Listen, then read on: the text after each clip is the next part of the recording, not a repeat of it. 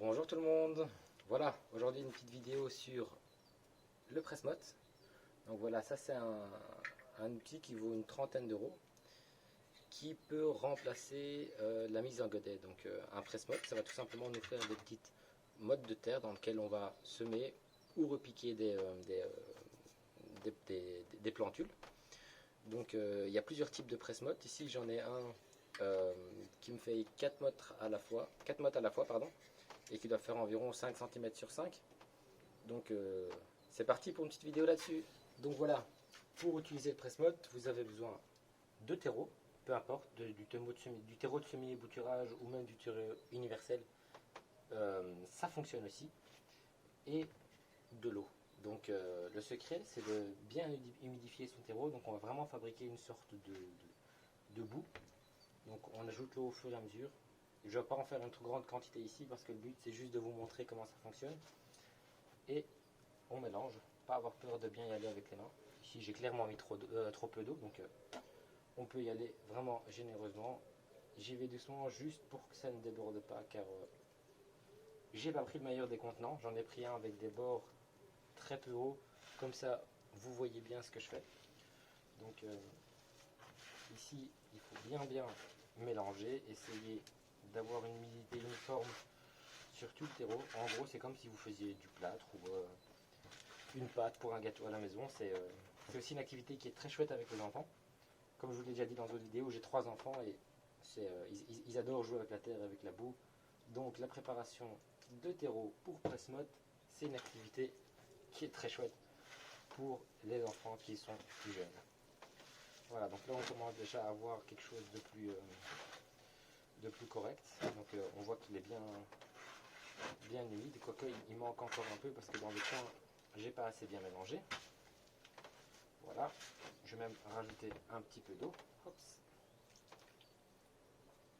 Et pour savoir si vous avez bien la bonne humidité dans votre terreau, il y a un test très simple, c'est que vous devez essorer votre terreau et il faut qu'il y ait de l'eau qui coule comme si vous essoriez une éponge. Attention, pas non plus avoir l'effet contraire, à avoir trop d'eau, car il doit pouvoir être assez compact. C'est plus comme une terre, on va créer une sorte de terre argileuse.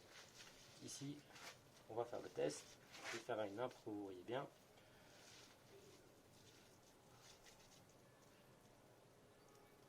Voilà, donc voilà.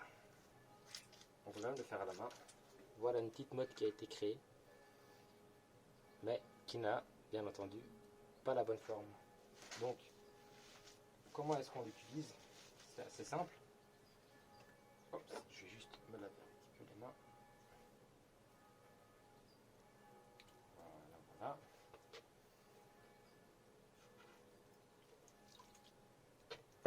Hop. On prend notre presse-motte. On enfonce bien dans le terreau.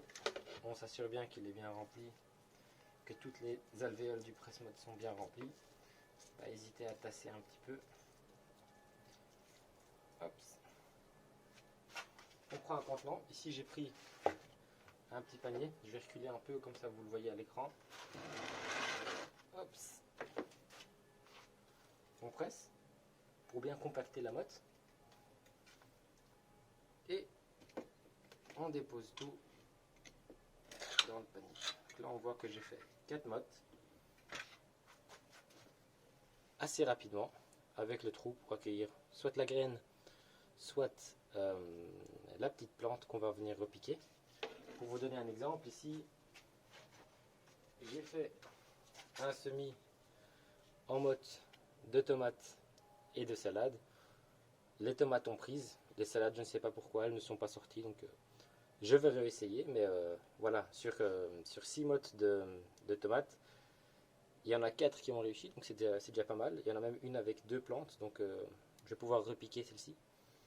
Et franchement c'est un gain de place quand vous n'avez pas beaucoup de place, et ça utilise moins de plastique. Donc on ne doit pas aller acheter des godets en magasin ou récupérer ceux de l'année passée qu'il faut à chaque fois bien laver pour éviter les risques de maladie et ainsi de suite. Donc là, je vais recommencer l'opération. Hop, vous voyez que ça va assez vite. Hop, il y en a une qui est ratée ici. Pas de souci, je l'enlève et je le recommence. C'est que j'avais pas assez bien tassé ma terre dans mon presse-motte.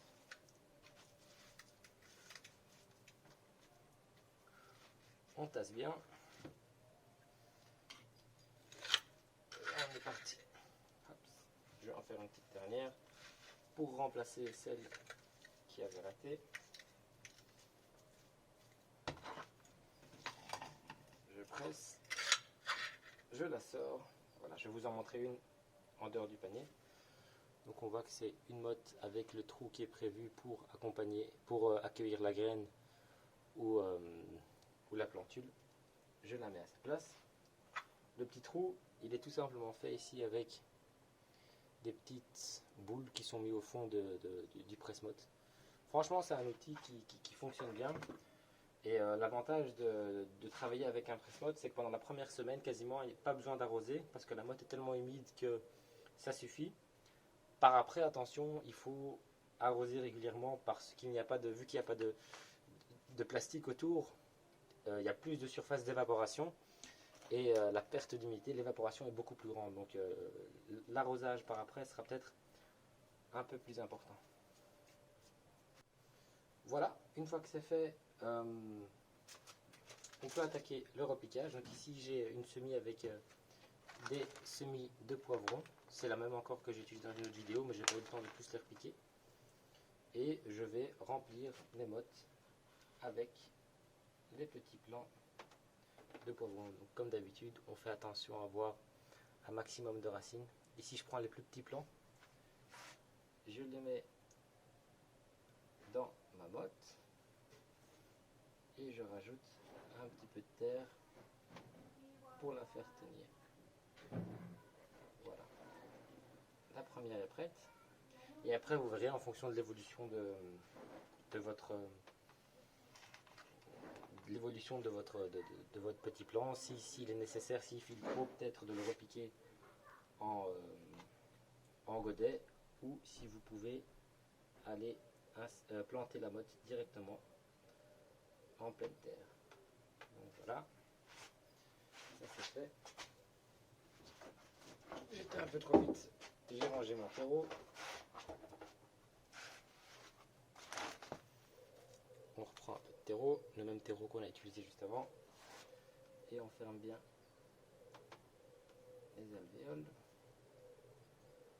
Voilà, franchement, on voit qu'ici dans un petit panier qui doit faire 20 cm sur 25 ou même pas, j'aurai 12 plants de poivrons qui vont pousser tranquillement. Voilà, donc j'ai fini mon repiquage, tout ça dans 12 petites mottes pressées. Ce sont maintenant 12 petits plants de poivrons doux. On va voir ce que ça donne une fois que les racines auront pris, de voir si ça prend, on va suivre un peu tout ça ensemble et on va voir si l'arrosage est vraiment plus important que sur des godets. En tout cas, en termes de gain de place, c'est énorme. Donc on verra tout ça ensemble. J'espère que cette vidéo vous a plu.